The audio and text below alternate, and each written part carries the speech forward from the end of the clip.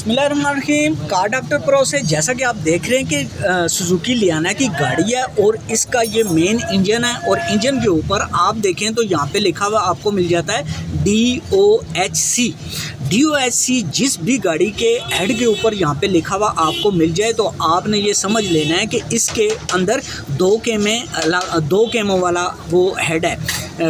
D का मतलब होता है डुअल ओवर हेड और आगे इसकी केम के बारे में लिखा होता है, यानी इसके हेड के अंदर दो केमें आती हैं और दो केमों का ये जो है हेड है वो दो केमों वाला है और इसके अंदर जो वालों की तादाद है वो 16 वाल इसके अंदर ये जो इंजन पड़ा हुआ है। और इसके अगर नीचे यहाँ पे देखें तो इसके अंदर आपको यहाँ पे इसका ऑक्सीजन सेंसर मिल जाता है जो कि 4 वायरों वाला है।